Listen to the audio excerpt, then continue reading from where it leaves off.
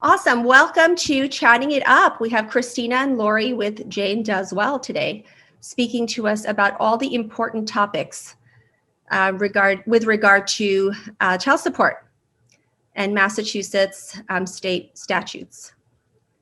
So we're going to having us. We're so welcome. And we're going to start by asking you, please tell us about Jane Does Well.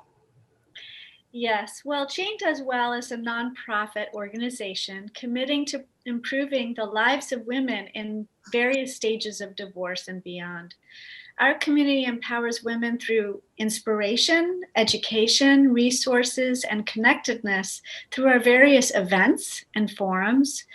And we are a place for friendship and a way to feel supported while pursuing a fulfilling future. Excellent. And so what are your organization's goals for the next 3 to 6 months? Right. Well, we've been working on several initiatives to improve the lives of women. In the next few months, we will increase awareness and access to domestic abuse victims advocacy organizations. We will continue making strides in increasing our community's diversity. And we are actively committed to an advocacy initiative for fairness to women and children in the family courts. Excellent. Lori, do you want to add to that? Sure. I want to talk a little bit about how our members have been impacted by COVID specifically. Sure. Obviously, it's a big topic out there, and it's been devastating to our members. They're losing their jobs, or their hours have been substantially reduced. They've had to homeschool their children, and their older children have returned home from college, further straining their meager earnings. And these are people already struggling financially, and they're at or below poverty levels. And COVID has forced them to tap into savings, borrow, or basically go without, basic needs for themselves and their children. So it's been really, really devastating to our members at Jane Does Well, and to everybody, all other women and children in Massachusetts. And tell us about the recent Massachusetts trial court public forum that you participated in. Well, right. So last month, the Massachusetts Child Support Guidelines Task Force held 3 days of public forums. So the task force invited the public to comment on child support policy. Jane Does Well submitted critical and urgent testimony to the Massachusetts Trial Court's 2021 Child Support Guidelines Task Force's public forum. So we detailed how Massachusetts policy is harmful toward custodial caretaking parents, which is 80.4% of those are women, and our state's children by submitting compelling research and factual arguments that were excerpts from the 49-page brief that we submitted to the trial court in December. Wow. That's a lot of work, a lot of research on your part. Yes, it's been a lot of work, but it's such a good cause. We're so committed to this. And it's so impressive that you've cross-referenced and vetted, and this is all evidence-based research that you've done. That's so impressive. And so what were some of the public comments you heard? We both participated in all 3 days, both speaking and listening. And 9 out of the 10 public comments were really desperate accounts from mothers and attorneys representing low-income single mothers. These women were telling the trial court of their dire circumstances that they're facing, not only due to insufficient child support orders, but also the court's refusal to order alimony, the arbitrary 25% decrease of child support when a child turns 18, and other, factors. We heard from women who were married 22 years, and they should have qualified for 17 years of alimony, but they were told that they could not receive alimony because the total income of both spouses was less than $250,000. Other comments we heard by several members of the public were about the conflict of interest of the consultant hired by the task force for the economic review, and also a call for consequences for parties that provide false financial information or continue to financially abuse their partners through the court.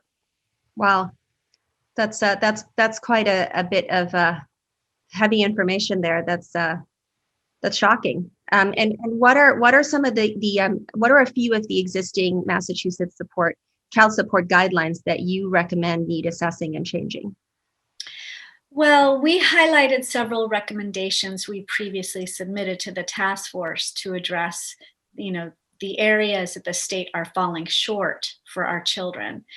And since 2012, the trial court no longer allows custodial caretaking parents receiving alimony, as some of the comments that were received at the forum. So, if the combined incomes of the parents are below $250,000, so they are being denied alimony, which was given prior to 2012, and it's actually given in every other state in the nation. We are the only nation that does this.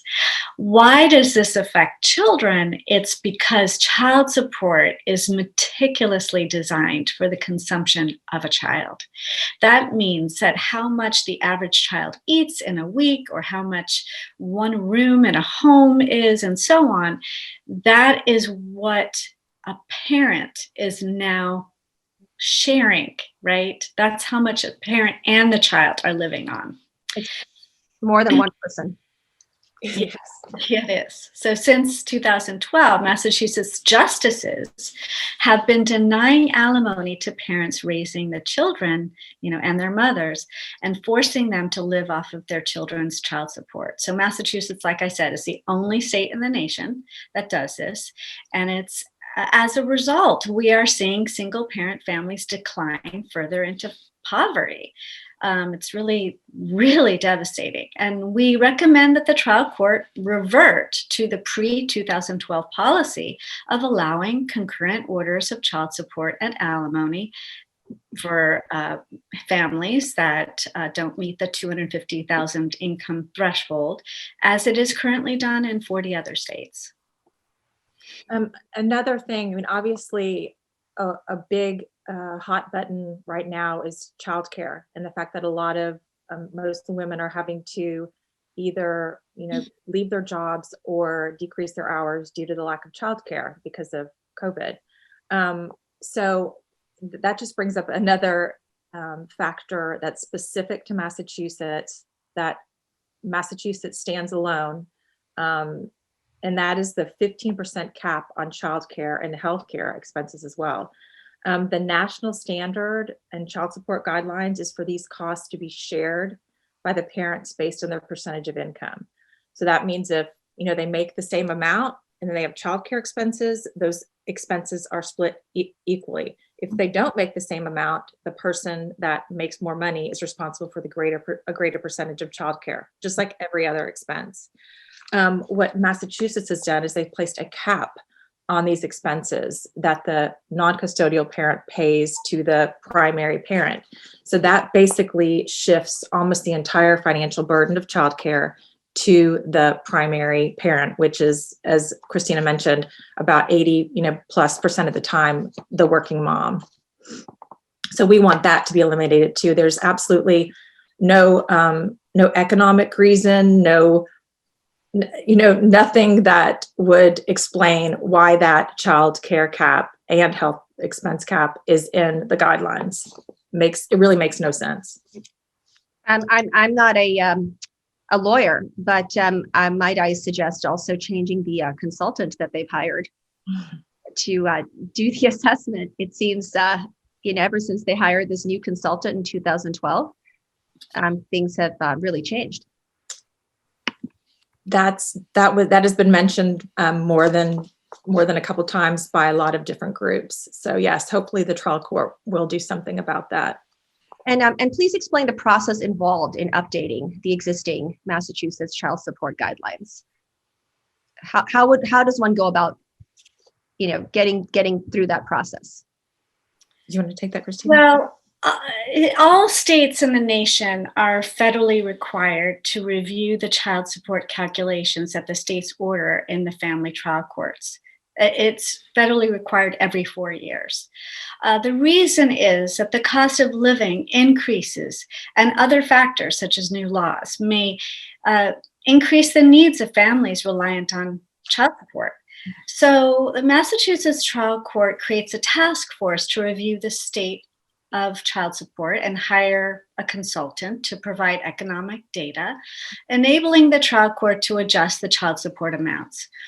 So the consultant's role is to provide the decision-making makers an objective, accurate, and comprehensive analysis so that the task force can make the most informed and thoughtful policy decisions that will better serve Massachusetts children and parents. But since 2018, the process has been decidedly less accessible to the public. Mm-hmm. Less transparent and forthcoming. And on the information presented, there's been a shift. And the shift has been to the opinions of the consultants that were hired, so that they have their own interests. And what I mean by that is that the trial court hired a private consulting firm who has stated that their mission is to lower the obligations of non-custodial parents.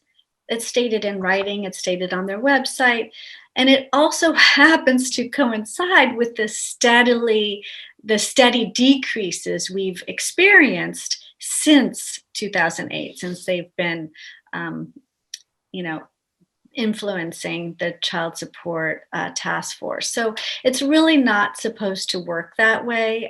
We have had a wonderful model since the 1980s.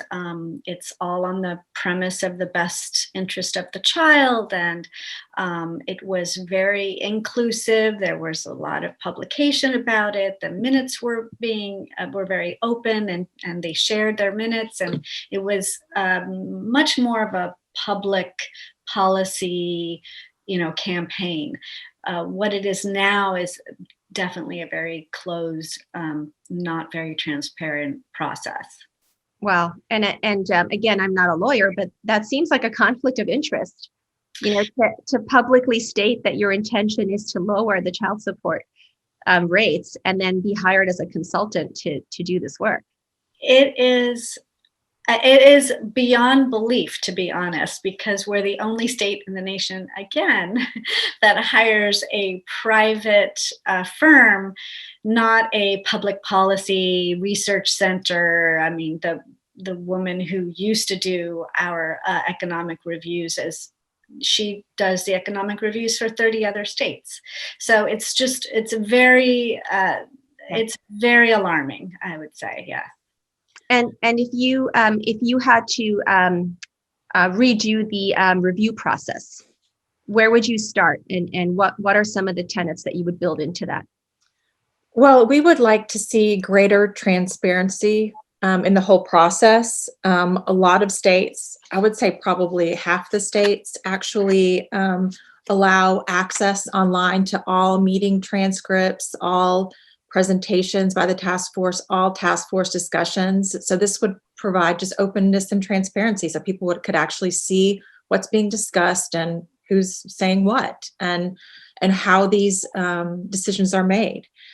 We also would like to see greater diversity on the trial court child support committee.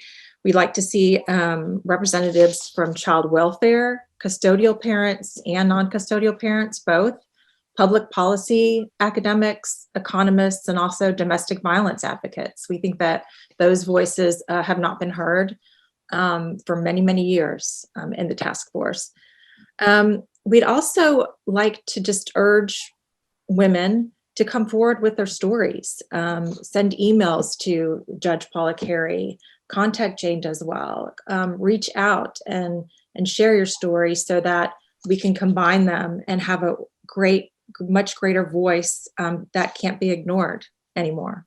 And who's at the state level that a person should write to and contact about this? Well, right now, it's an administrative process, so it's not a legislative process. So the trial court, and in particular, Judge Paula Carey, is responsible for implementing child support decisions. Right. And Jane does well. You have a website, and people can leave comments there for you. Absolutely, yeah. JaneDoesWell.org. They can call us. They can email us. We'd love to hear from many more women out there. Yes, they can reach us on social media as well. We've been tweeting a lot about this, our Instagram. We've been focused on this for the last couple of months, and we would love to, to just open that network up and have a greater voice. Right.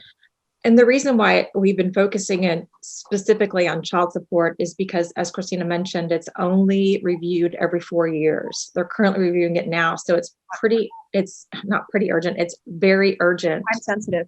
It's extremely time sensitive. If things aren't changed now, then it'll be the same status quo for the next 4 years. And too many women and children are being harmed. We don't want that to happen. We want change to be made now. Excellent. Anything else you two would like to add? Well, there's just, we sort of illustrated a couple of issues that are plaguing the problems with women and children and child support. There are several more. Okay. So without getting into every sort of condition that was added since 2012, it's just a very dire circumstance. I'm venture to guess that we're probably the worst in all 50 states right now, specifically because of the child care cap that basically makes, as we said, working women who've lost childcare or trying to care for their children are not they're not being supported by the non-custodial parent, because the non-custodial parent only has to pay 15% of childcare.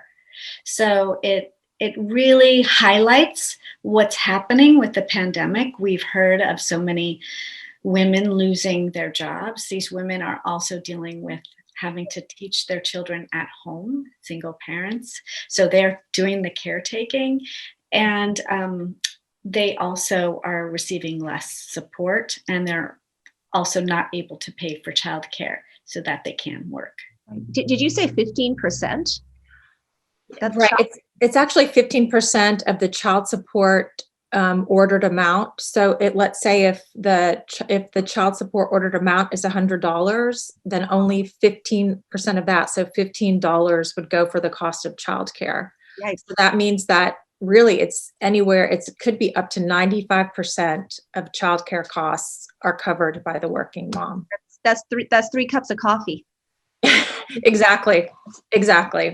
And it obviously depends on the proportion of income and the total amount of childcare costs and everything, but it's significant. Almost the entire financial burden is on the working mom. And it would seem that because of the pandemic, they would have some emergency measures to sort of, at least temporarily change that. But I guess that hasn't been done. No. So we're very, very interested to see what happens. Probably it'll come out this summer, but we're just hoping to really make the public aware. I think if people understood what is happening and wrote letters and contacted us, I think that we could perhaps influence what the decisions that the trial court will be making in this regard.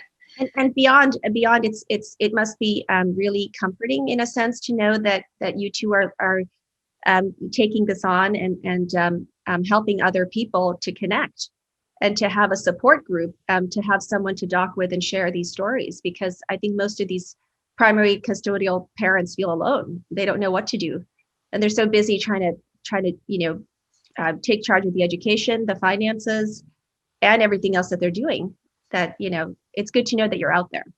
So. Thanks, Rama. So yes, bravo, ladies. It's, you're really doing a wonderful job. Thank you. Thanks so much for having us. Yes, you're so welcome. And thank you. It's been a pleasure having you on today. And hopefully we'll see you soon to get an update. Yeah. Yes. Yeah.